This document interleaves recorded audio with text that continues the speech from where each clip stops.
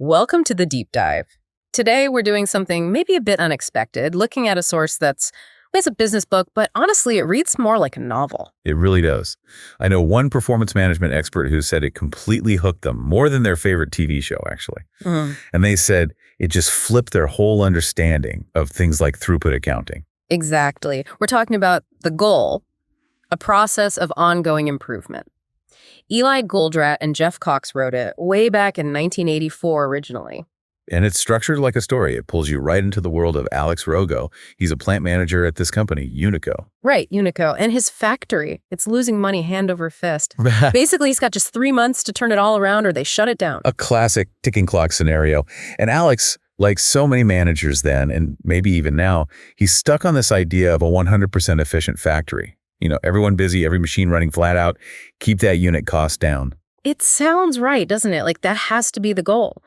But this book, it just picks that whole idea apart, shows how chasing that can actually, kill the business. That's kind of the first big shock. It really forces you to question that accepted wisdom.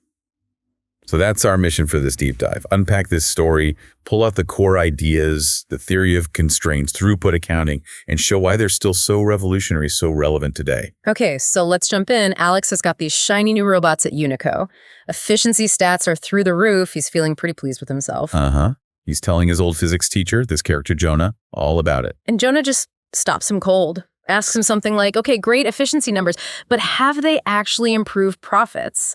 And Alex is stumped because, the factory's losing money. And that confusion is key, isn't it? It really captures that whole U.S. business thinking at the time. Laser focus on efficiency, automate everything, cut labor costs. Yeah, but disconnected from the actual bottom line. Like you said, for Unico, more efficiency just meant deeper losses. The signs were all there. I mean, it was almost comical. Huge piles of inventory just sitting around. Orders were, 5 or 6 months late, routinely. And the only way an order got shipped was if a customer basically screamed bloody murder. Then it was all hands on deck, drop everything else, expedite that order. Which probably messed up other orders even more. Exactly. So customer satisfaction is tanking, losses are mounting. It's a total mess. So what does this all mean when a factory that seems efficient on paper is actually spiraling towards disaster? What's the big disconnect? It comes down to what the actual goal is. Jonah really pushes Alex on this. Look, the goal of a business, a for-profit one anyway, isn't just making stuff or keeping people busy. It's simpler. Much simpler. It's to make money. Period. Unico was making loads of stuff, but it wasn't making money. And Jonah reframes how to get there. He says the goal is achieved by increasing throughput while simultaneously reducing inventory and operational expense. This is where those key definitions come in. Absolutely critical definitions. Yeah. So throughput, that's the rate the system generates money through sales, not just production, sales. Got it. Money coming in from customers. Exactly. Then inventory. That's all the money tied up in stuff the system bought that it intends to sell. Raw materials, work in progress, finished goods sitting there. Okay. And operational expense. That's all the money the system spends to turn that inventory into throughput. Labor, electricity, rent, everything else. What's fascinating here is how these definitions reframe the entire conversation about what it means for a business to be successful. It forces you to look at the whole picture, not just one part. It's a total shift. No more tunnel vision on just cutting costs here or tweaking machine uptime there. So Alex has this new framework, this new goal, but how does he actually figure out how to increase throughput while cutting the other two? The answer starts clicking on a Boy Scout hike, of all places. Right. He's hiking with his son's troop, 10 miles. He figures, okay, average walking speed, they should hit the halfway point pretty fast. But they keep falling behind schedule. Big gaps open up in the line. It's not working. And then he has this aha moment. It's not the average speed. It's one kid, Herbie, who's walking much slower than everyone else. The bottleneck. Precisely. The whole troop can only move as fast as Herbie. Doesn't matter if some kids could sprint ahead, they're all held back by the slowest walker. Herbie is the bottleneck of that hiking system. Here's where it gets really interesting. A simple hike illustrates a profound principle about how any system, including a factory, truly operates. And Alex immediately thinks about how to speed Herbie up, how to elevate the bottleneck. He takes some of the heavy stuff out of Herbie's backpack. Shares the load. And Herbie can walk faster. The whole troop speeds up. And Alex's mind just races back to the factories thinking, where are my Herbies? Where are the bottlenecks? And crucially, how can I make them faster without spending money? That hike analogy just keeps unfolding, doesn't it? Because it also highlights this other critical idea Jonah introduces, the problem with trying to create a perfectly balanced plant. Yeah, this was a big thing in the 80s. The idea was that every machine, every resource should have just enough capacity to meet market demand, no more, no less. Any spare capacity was seen as pure waste. Managers were trying to trim everything down. Sounds logical on the surface. Don't pay for capacity you don't need. But Jonah explains why it's actually disastrous. When you balance capacity exactly to demand, what happens is throughput goes down. Down, not up. Down, and inventory and operational expense, they go up. How does that work? It seems counterintuitive. It's because of two things that always exist in real systems: dependent events and statistical fluctuations. Okay, break those down. Dependent events, simple. One step often can't happen until the previous step is done. On the hike, the kid behind Herbie can't pass him. In a factory, machine B can't work on a part until machine A finishes it. Right, things happen in sequence. Statistical fluctuations, equally simple. Things vary. People work at different speeds, machines have slight variations, setups take different amounts of time. Herbie walks slower, another kid walks faster. That's fluctuation. So you've got variation and you've got steps that depend on each other. And when you put them together in a chain, like a production line or a hike, the fluctuations don't average out nicely. The slower fluctuations, the Herbies, tend to accumulate and hold everything back. The opportunity for faster fluctuations to speed things up gets lost because they're waiting on the slower part. So trimming capacity right down to the average demand means anytime a machine runs slightly slower than average, that loss ripples down the whole line and you can't make it up later. Exactly, because the machines downstream don't have any spare capacity to catch up. Yeah. But if a machine runs faster, that extra production often just piles up as inventory before the next machine, which is also running at its limit. If we connect this to the bigger picture, this fundamentally challenges the very idea that keeping everyone busy all the time leads to overall efficiency. Being busy on non-bottlenecks might just be creating inventory. Precisely. It's a huge insight. So Alex goes back to the plant, fired up. He and his team look for the bottlenecks. How do they find them? It wasn't that hard, actually. They just walked the floor and looked for the biggest piles of inventory waiting to be processed. The work-in-progress mountains. Exactly. And they found these huge stacks in front of two specific machines. Turns out something like 80% of all their parts had to go through these two machines. Those were the Herbies. So obvious bottlenecks once they knew what to look for. What did they do first? Simple fix initially. They created a labeling system. Parts heading for those bottleneck machines got red labels high priority. Everything else got green labels. Did it work? It helped. Throughput went up a bit, but not enough. Still heading for closure. So step 2, elevate the bottleneck. Right. They watched those red labeled bottleneck machines more closely.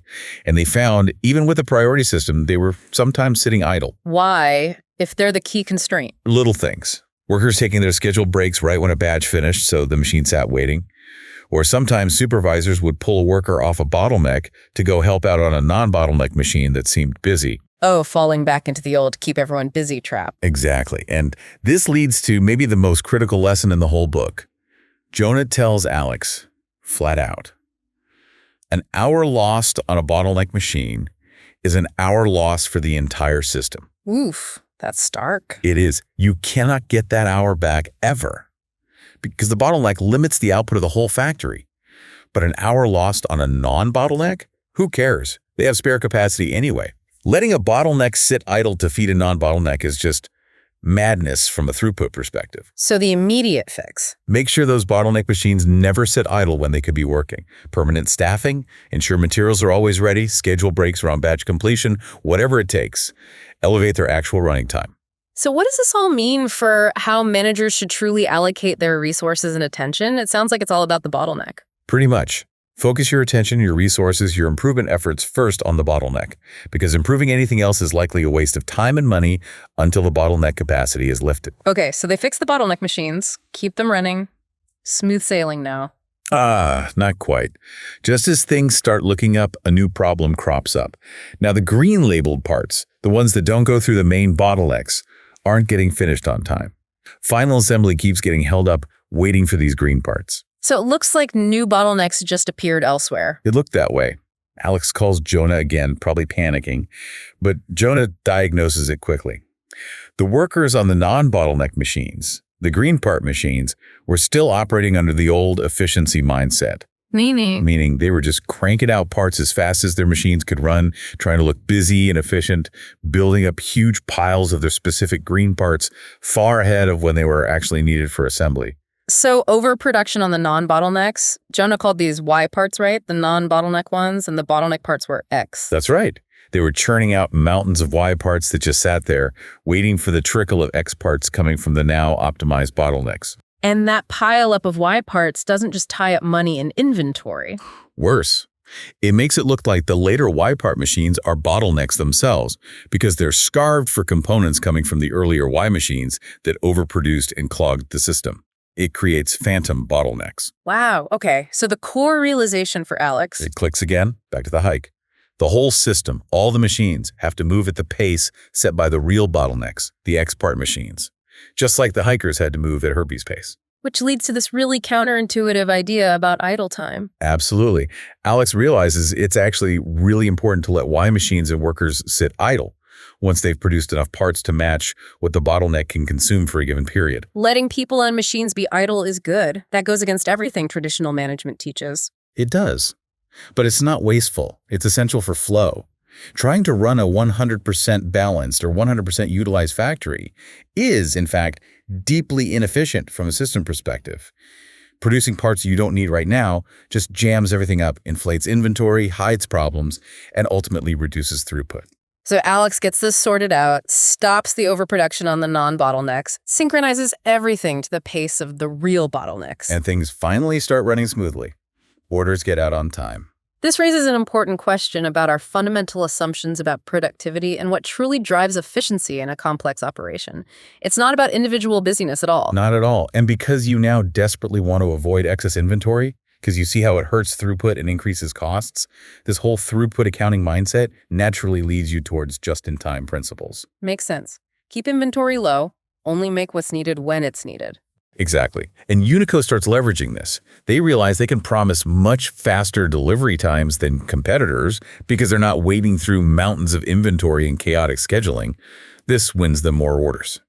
And a key part of this was drastically cutting batch sizes, right? Which seems like it would increase costs. That's the common reaction. People think smaller batches, that means more setups, more orders, more handling, costs must go up. But the book shows the opposite. Completely. By cutting batch sizes, Unico halved its inventory costs. But even more critically, it halved its lead times, the time from order to delivery. That's a huge competitive weapon. Massive. And the surge in sales volume they got from being faster meant their operating cost per unit actually went down significantly. The savings from lower inventory and higher volume easily outweighed any small increase in setup costs. And this connects back to the non-bottlenecks having spare capacity. Precisely.